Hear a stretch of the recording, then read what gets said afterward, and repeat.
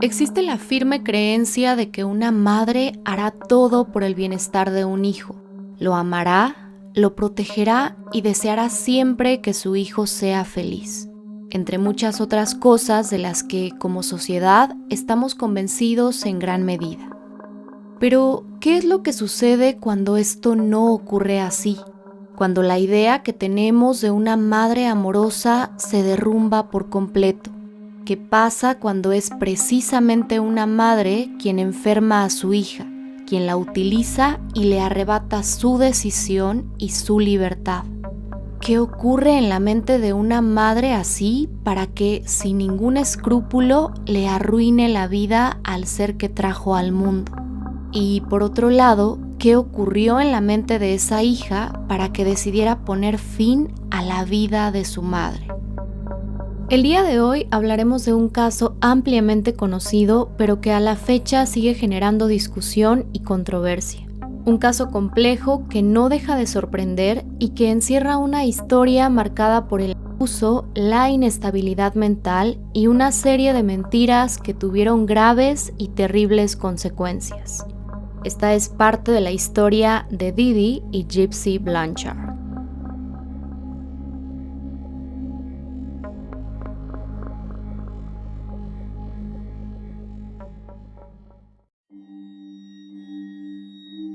Para comenzar esta historia, vayamos a la ciudad de Golden Meadow, en Luisiana, Estados Unidos. El 27 de julio de 1991 nació en ese lugar Gypsy Rose Blanchard. Fue la única hija del matrimonio conformado por Claudine Didi Pitre, de entonces 24 años, y Rod Blanchard, de 18 años de edad.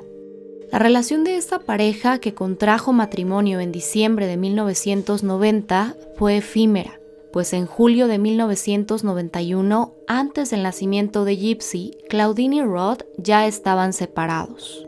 Sobre la separación, el padre de Gypsy declaró haberse casado por las razones equivocadas. Luego de esta ruptura y del nacimiento de Gypsy, Didi, como era conocida Claudine, se llevó a su hija y regresó a vivir con su familia. Ella se convirtió en la principal cuidadora de Gypsy, y su padre, Rod, se hacía responsable económicamente, pero la veía de forma esporádica. Sin embargo, él ha declarado que Didi nunca lo dejó convivir a solas con su hija. Otro aspecto que es importante considerar es el empleo que Didi ejercía, pues se sabe que trabajó como auxiliar de enfermería. Asimismo, es relevante mencionar que una vez que Didi se hizo cargo del cuidado de Gypsy, ya no volvió a trabajar. El padre de Gypsy le daba mensualmente una cantidad de dinero para la manutención, aunque Didi llegó a decir que él no se hacía responsable y que incluso tenía problemas de adicciones, pero se sabe que esto no era así. De acuerdo con declaraciones del padre de Gypsy, al nacer la bebé estaba sana. Sin embargo, cuando Gypsy tenía unos 3 meses de nacida, Didi estaba convencida de que su hija tenía apnea del sueño y creía que la bebé podía dejar de respirar mientras estaba dormida. No obstante, cuando la bebé fue sometida a una serie de estudios, no se encontraron signos de que Gypsy efectivamente padeciera ese trastorno. Desde los pocos meses de nacida, las visitas constantes de Gypsy con el médico comenzaron, y fue así que desde muy pequeña pasó gran parte de su tiempo en hospitales. Cuando Gypsy tenía tan solo 8 años, Didi le avisó al padre de la niña que ésta tenía leucemia y distrofia muscular, y que necesitaría una silla de ruedas y una sonda de alimentación. La madre de Gypsy aseguraba que estos padecimientos y otros problemas de salud que aparentemente su hija presentaba surgieron a raíz de un defecto cromosómico que tenía. Y ese era tan solo el principio.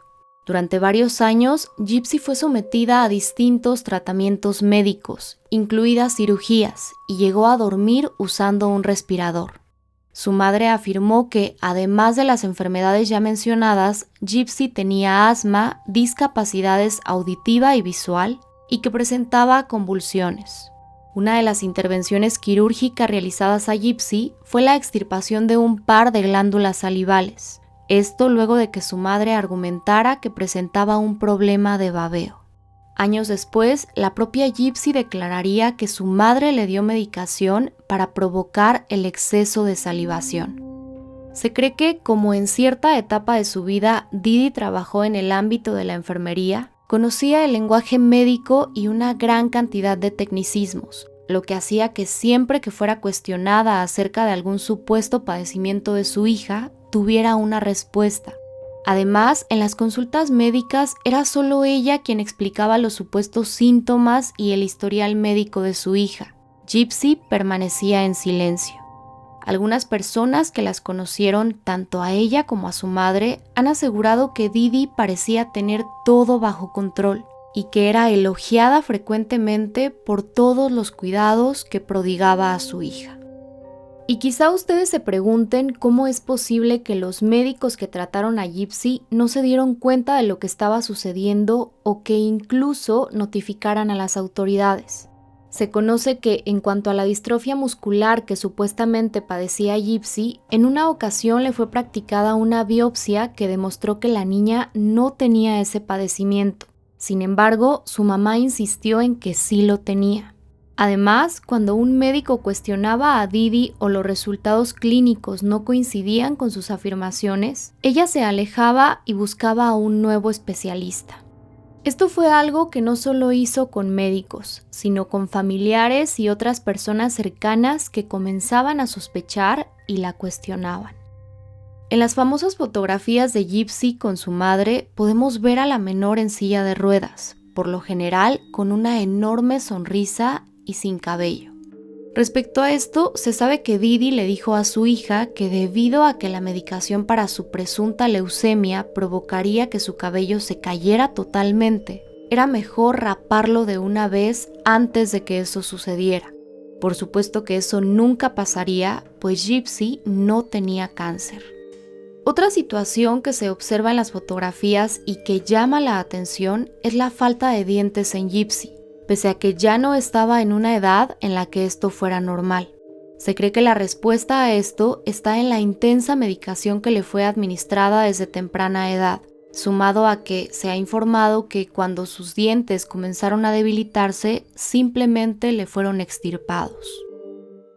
Didi no solo mintió sobre las supuestas enfermedades de Gypsy, sino también sobre su edad. Cuando era cuestionada acerca de esto, ella decía que Gypsy era menor de lo que en realidad era. Inclusive, en determinado momento llegó a falsificar el certificado de nacimiento de su hija. Por mencionar otro hecho relacionado con esto, cuando Gypsy cumplió 18 años y su padre la llamó para felicitarla, Didi le pidió a su exesposo que no le dijera a Gypsy qué edad tenía, pues según dijo, Gypsy creía que tenía 14 años. Sumado a todo lo anterior, Didi se encargó de apartar a su hija de cualquier otro círculo. La niña prácticamente no convivía a fondo con otras personas. Cuando cursaba la educación primaria, Didi sacó a Gypsy de la escuela y comenzó a educarla en casa. Según declaraciones de la propia Gypsy, para ella su mejor amiga y muchas veces la única era su madre.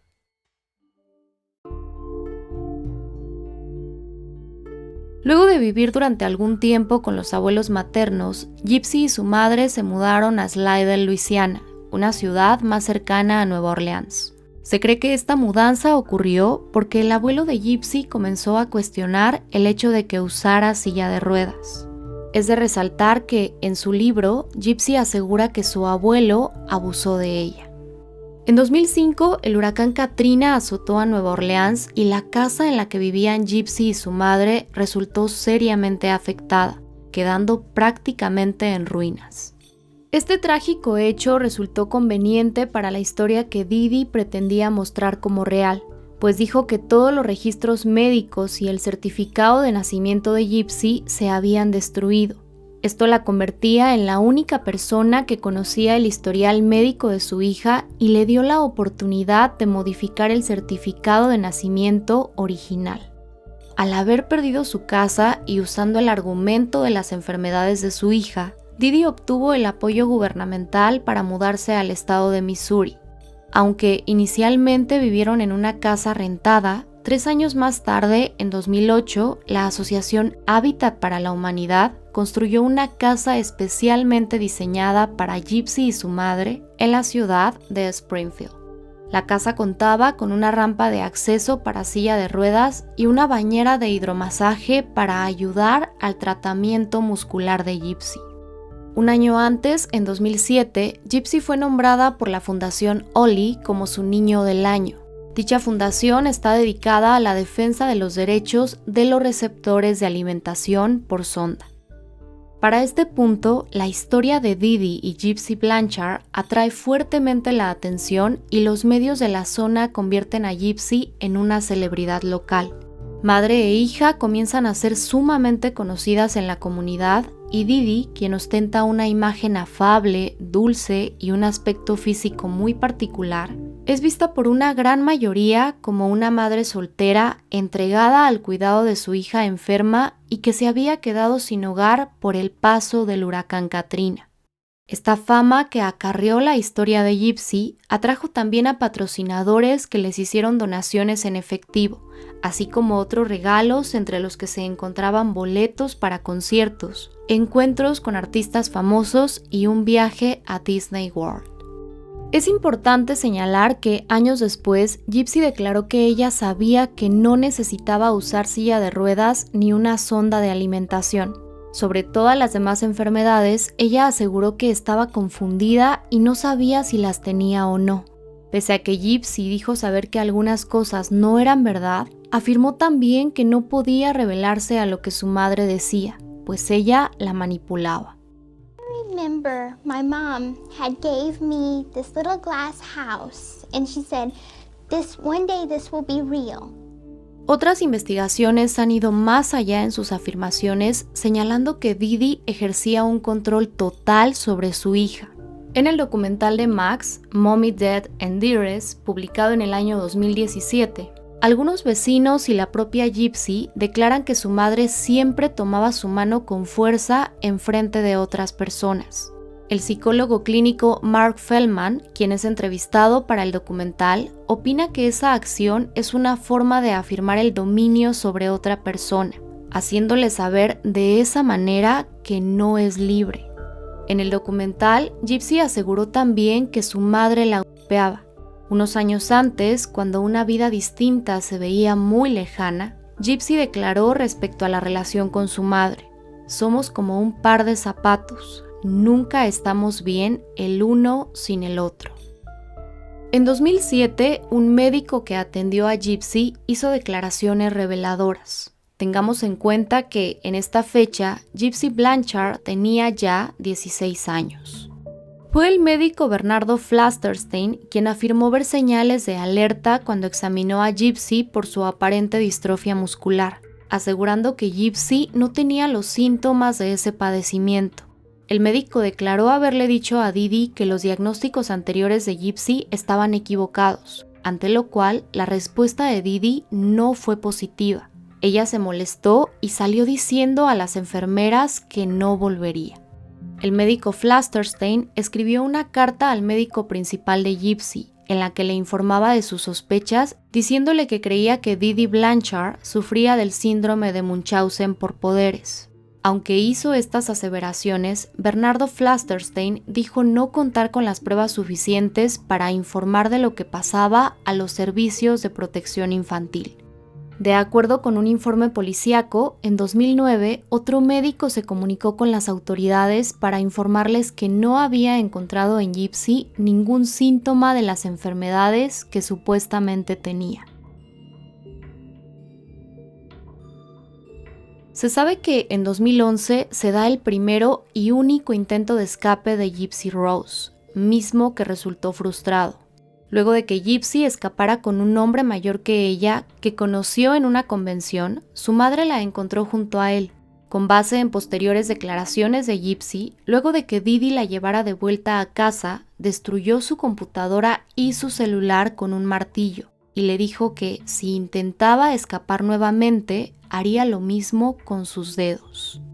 Gypsy asegura que durante las 2 semanas siguientes a ese hecho, su madre la sujetó a su cama con una correa de perro y unas esposas, colocó campanas en las puertas y se encargó de decirle a cualquier persona en la que Gypsy pudiera confiar que su hija estaba pasando por una etapa de inestabilidad y que le avisaran si estaba haciendo algo a sus espaldas. Gypsy Blanchard incluso ha afirmado que su madre intentó declararla incompetente. En octubre de 2012, logrando escabullir la atención de su madre, Gypsy creó un perfil en una página cristiana de citas en línea. En ese espacio conoció a Nicholas Godellón, un hombre de 23 años que vivía en Wisconsin. A partir de entonces, Gypsy comenzó una relación secreta con Nicholas que duraría aproximadamente 3 años. A lo largo de esos años, Gypsy y Nicholas se enviaron mensajes constantemente y se comunicaron también a través de la cámara web. Con él, Gypsy comenzó a explorar más ampliamente su sexualidad y en sus conversaciones, mismas que fueron dadas a conocer cuando todo estalló, se puede observar que ambos hablaban de planes a futuro, de casarse e incluso de tener hijos. En 2014, Gypsy planeó encontrarse con él por aparente casualidad al acudir con su mamá al cine en la ciudad en la que vivían. Presumiblemente, su idea era que si su mamá conocía a Nicholas, le permitiría tener una relación con él. Fue entonces que Gypsy organizó y pagó el viaje de su novio de Wisconsin hasta Springfield, y el encuentro finalmente se concretó. Luego de que Didi conociera a Nicholas, opinó que parecía un joven muy raro y le pidió a Gypsy que se alejara de él. Esas palabras fueron el combustible que faltaba para poner en marcha un plan terrible y estremecedor.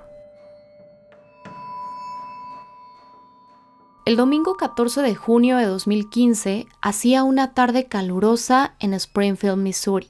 Ese día se hizo una inquietante publicación en el perfil de Facebook de Didi Blanchard. Quienes vieron en esos momentos la publicación no daban crédito a lo que leían, incluso llegaron a pensar que alguien había hackeado la cuenta. Otros comenzaron a preocuparse. Una conocida de Didi, llamada Kim Blanchard, intentó comunicarse con ella lo antes posible para saber si todo estaba bien, pero nadie respondió. Ante la falta de respuesta, su esposo le sugirió a Kim que fueran a la casa de Didi para asegurarse de que no había ningún problema, y así lo hicieron. Cuando llegaron, se llevaron una sorpresa al encontrar reunidos a varios vecinos en torno a la casa. Todos ellos estaban preocupados por Didi y Gypsy. Ya habían tocado la puerta en varias ocasiones, pero no recibieron respuesta alguna.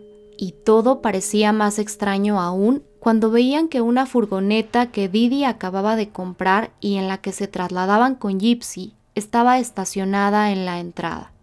En esos instantes, Kim Blanchard, quien cabe aclarar, dado su apellido, no era familiar de Didi, sino solo su amiga, se comunicó al 911.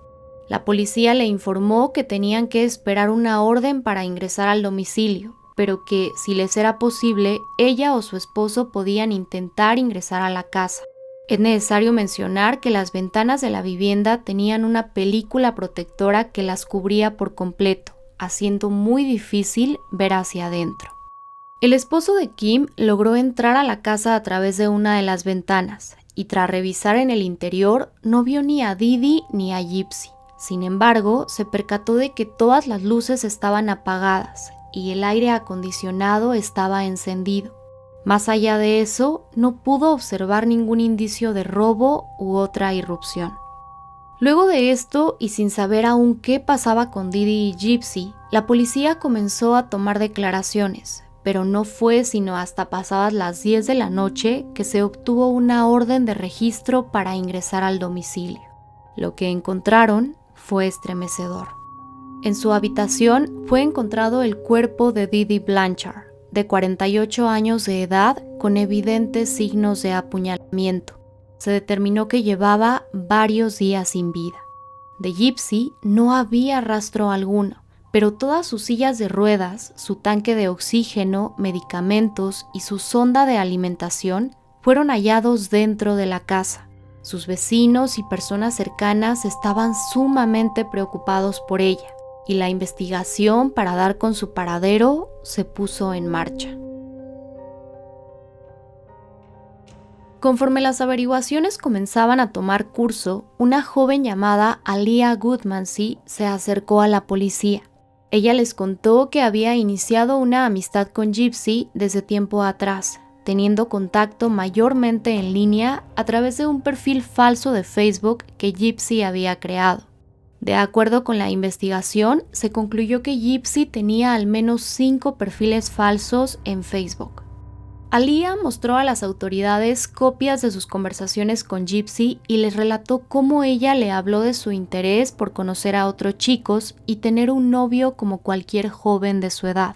Pero la información que mayor relevancia tuvo fue que Gypsy le confesó a Aaliyah durante los últimos meses de 2014 que tenía un novio al que conoció a través de un sitio cristiano de citas.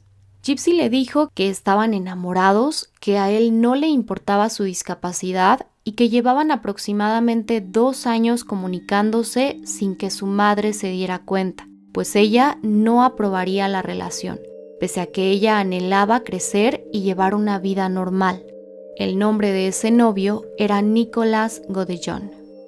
Gracias a la información proporcionada por Aaliyah, la policía pudo rastrear la dirección IP del presunto novio de Gypsy, encontrando su ubicación en el poblado de Big Bend, Wisconsin. El lunes 15 de junio de 2015, un equipo de oficiales del estado fue enviado a la casa de Nicholas Godillon. En el domicilio, las autoridades lo encontraron no solamente a él, sino también a Gypsy Rose Blanchard. Para su enorme asombro, la joven caminaba normalmente, sin necesidad alguna de silla de ruedas en la que se le vio desde que era una niña. Su cabello, aunque lucía muy corto, estaba creciendo y tenía un color oscuro. La cabeza de Gypsy no era calva, como se le vio siempre junto a su madre. Gypsy confesó a las autoridades que su vida y lo que las personas habían visto de ella se trataba de una farsa, a la cual, según dijo, su madre la había sometido a vivir durante todos esos años, prácticamente durante toda su existencia. Gypsy no estaba enferma de lo que su madre aseguraba, ni necesitaba medicamento alguno para vivir, ni mucho menos la silla de ruedas en la que siempre fue retratada. Todo fue una serie de mentiras cada vez más grandes que estallaron provocando un terrible desenlace. En la rueda de prensa ofrecida por Jim Arnott, el sheriff encargado del caso, para anunciar la detención de Gypsy y su novio, él dijo tajantemente: "Las cosas no siempre son lo que parecen". Cuando se indagó en lo sucedido, se unieron las piezas de un plan maquinado cuidadosamente por Gypsy y su novio Nicholas. Luego del encuentro aparentemente casual entre Gypsy y Nicholas en un cine de Springfield, él regresó a Wisconsin. Se sabe que Gypsy le contó de lo que su madre la obligaba a hacer y le habló de cómo podría liberarse de esa vida, pues de otra forma nunca podrían estar juntos. Ella convenció a Nicholas de quitarle la vida a su madre. El martes 9 de junio de 2015, día del asesinato de Didi, Nicholas viajó a Springfield, Missouri. Se registró en un motel de la zona y esperó a que Gypsy se comunicara con él para avisarle que su mamá se había quedado dormida. Cuando recibió la indicación, Nicholas se trasladó a casa de Gypsy. En ese lugar, ella le proporcionó un cuchillo, cinta adhesiva y guantes. Luego, Gypsy se ocultó en el baño con las orejas cubiertas mientras su novio le quitaba la vida a su mamá. Didi fue apuñalada en 17 ocasiones. Después de cometer el asesinato, la pareja sostuvo relaciones sexuales en la habitación de Gypsy. Ella llegó a declarar que Nicholas la había obligado, pero sus declaraciones fueron cambiantes en este punto. Luego de esto se marcharon de la casa, no sin antes robarse aproximadamente $4,000 que Didi tenía en una caja fuerte. Pidieron un taxi y regresaron al motel en el que Nicholas se registró. Posteriormente tomaron un autobús para huir a Wisconsin. Respecto a la publicación de la cuenta de Facebook acerca de la muerte de Didi, Gypsy aceptó haberla hecho con la intención de que alguien se comunicara con la policía y se enteraran de que su madre había muerto, para que así, según dijo, tuviera un entierro adecuado, ya que, en palabras de Gypsy, no podía soportar pensar que pasara el tiempo y el cuerpo de su mamá no fuera descubierto. Gypsy aseguró también que Nicholas le dijo lo que tenía que escribir. Él declararía lo siguiente tiempo después: hice lo que hice porque la amaba. Realmente quería una vida con ella. Antes de ir a la parte final de este caso, me parece importante que conozcamos algunos detalles de la vida de Claudine Blanchard y del trastorno que posiblemente padecía. Algunos medios han señalado que el historial de manipulación de Didi comenzó mucho antes de que naciera Gypsy y aparecieran las supuestas enfermedades. Claudine creció con su familia en la ciudad de Golden Meadow, Luisiana. Algunos de sus familiares han afirmado que Didi llegó a robarle a su familia como represalia cuando las cosas no salían como ella quería. Sumado a esta acusación, han dicho creer que ella tuvo que ver en la muerte de su propia madre, la señora Emma, a quien Didi cuidaba y a quien sospechan llegó a negarle comida, siendo esta una de las razones de su fallecimiento. Otra sospecha que está presente en sus familiares es que Didi intentó quitarle la vida a su madrastra poniendo un herbicida en su comida. Esto habría sucedido cuando Didi y Gypsy vivían en la casa del abuelo paterno. La propia Gypsy llegó a hacer mención de esta situación y afirmó que su madre odiaba a su madrastra. Se ha informado que cuando Didi fue incinerada, ninguno de sus familiares quiso reclamar sus cenizas e incluso su padre y su esposa llegaron a mencionar que Didi recibió lo que merecía. Didi Blanchard nunca fue diagnosticada formalmente con el llamado síndrome de Munchausen por poderes. Sin embargo, existen fuertes sospechas de que lo padecía. Este síndrome es una afección de salud mental en la que un cuidador se inventa o provoca una enfermedad o lesión en una persona bajo su cuidado, como un niño, un adulto de edad avanzada o una persona con discapacidad. Cuando alguien se hace esto a sí mismo, se conoce únicamente como síndrome de Munchausen. Cuando se lo hace a otra persona es cuando es llamado Munchausen por poderes, o como es conocido también, trastorno facticio impuesto a otro. En muchos de los casos, los médicos pueden tardar meses o años en detectar la presencia de este síndrome en su relación con un paciente. Se ha dicho que esto se debe, en parte, al vínculo de confianza que se genera entre el especialista y el paciente. Dicho de otra forma, a que una de las bases para realizar el diagnóstico médico se encuentra en lo que el paciente le dice al médico, en los síntomas que éste le describe. Por supuesto que esto debería requerir una mayor atención cuando el paciente es un niño o una persona en condición vulnerable. De acuerdo con los especialistas, quien padece este síndrome busca obtener atención, elogios y compasión de los médicos o de la comunidad, al inventar o provocar síntomas o enfermedades en otra persona. El psiquiatra Mark Feldman ha declarado que este síndrome se observa con mayor frecuencia en madres de niños pequeños. La psicóloga clínica Janet Cahill ha dicho que la principal característica del síndrome es que los adultos hacen estas cosas deliberadamente a los niños para satisfacer sus propias necesidades psicológicas. El caso presentado por la Fiscalía contra Gypsy Rose Blanchard nunca llegó a juicio. Por otra parte, Nicholas Godellón sí fue juzgado. Luego de ser detenidos, Gypsy y Nicholas fueron acusados de asesinato en primer grado y ambos se declararon inocentes. Fue el 5 de julio de 2016 que, como parte de un acuerdo de culpabilidad ofrecido por la Fiscalía debido al abuso sufrido por Gypsy durante años, ella se declaró culpable de asesinato en segundo grado y fue sentenciada a 10 años de prisión, la sentencia mínima para ese cargo. En 2018, entrevistada desde prisión por la cadena ABC News, Gypsy declaró: "En la prisión en la que vivía antes con mi mamá era como si no pudiera caminar, no pude comer, no podía tener amigos, No podía salir a jugar con amigos ni nada. Aquí me siento más libre que viviendo con mi madre, porque ahora se me permite vivir como una mujer normal. Llama la atención una declaración realizada por Mike Stanfield, el defensor público de Gypsy. Él dijo que cuando fue a la casa de Didi y Gypsy para encontrar alguna prueba que ayudara en el caso, le sorprendió la enorme cantidad de medicamentos que encontró en la casa. Dijo que, aunque parecía que Didi no era una persona ordenada en otras áreas de la vivienda, los medicamentos de Gypsy estaban bien organizados y en un sitio dedicado especialmente para estos. El abogado señaló que este hallazgo le indicó que definitivamente algo estaba muy mal en la vida de Gypsy. Gypsy llegó a declarar también sentirse arrepentida por el crimen que cometió y dijo no saber cómo podía haber terminado de otra forma con la farsa en la que vivía, pues no tenía a alguien cercano en quien confiar y durante muchos años vivió sometida a lo que su madre le hizo creer que estaba bien. En noviembre de 2018 se llevó a cabo el juicio de Nicholas Godellón.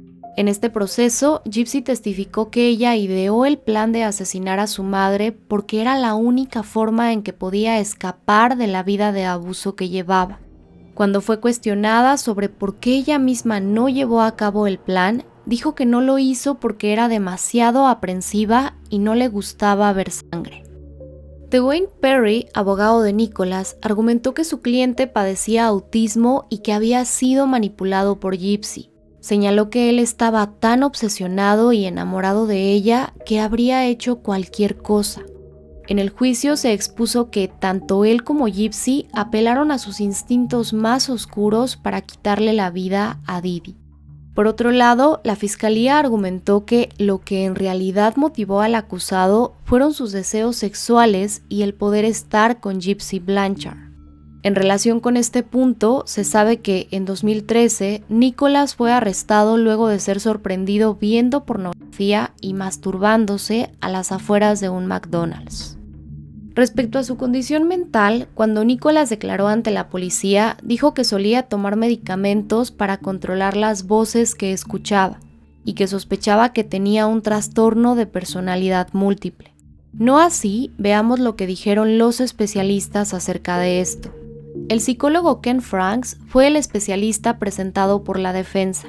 Luego de haber entrevistado a Nicholas en 2 ocasiones durante aproximadamente 11 horas, concluyó que el acusado padecía un trastorno del espectro autista nivel 2, acompañado de un deterioro intelectual. El especialista enfatizó que ese diagnóstico afectaba la capacidad de Nicholas para tomar decisiones y señaló que él verdaderamente necesitaba ayuda. No obstante, la fiscalía no compartía esta opinión. Por su parte, fue presentado el psicólogo Robert Denny, quien diagnosticó a Nicholas Godellón con un trastorno del espectro autista nivel 1, es decir, un nivel menos grave, y declaró que en la prueba de juicio practicada al acusado tuvo una puntuación particularmente buena. Finalmente, a mediados de noviembre de 2018 y luego de alrededor de 2 horas de deliberación, un jurado del condado de Greene, Missouri, encontró culpable a Nicholas Godellón de asesinato en primer grado por la muerte de Claudine Blanchard, mejor conocida como Didi. Nicholas fue sentenciado a cadena perpetua sin posibilidad de libertad condicional. El 28 de diciembre de 2023, Gypsy Rose Blanchard salió de prisión luego de cumplir el 85% de su sentencia. En junio de 2022, aún en prisión, Gypsy se casó con Ryan Scott Anderson, un profesor de educación especial de Luisiana al que conoció por correspondencia. En abril de 2024, ella solicitó el divorcio. El caso de Gypsy Rose Blanchard generó un estallido mediático. En plena época del apogeo de las redes sociales, su historia y su imagen fueron conocidas por millones de personas en todo el mundo. A su salida de prisión, Gypsy apareció en las plataformas digitales y generó un mare magnum de reacciones mayormente positivas. Ante esto, algunos han opinado que toda la exposición pública y la frivolidad con la que en ocasiones fueron retratados los hechos en los que Gypsy estuvo involucrada provocaron la banalización de su historia de abuso y del crimen que cometió. Para concluir este video y al hallarnos frente a un caso tan conocido y replicado, valdría la pena preguntarnos qué nos deja este relato más allá del mero entretenimiento, qué nos deja la historia de Gypsy y Dee Dee Blanchard.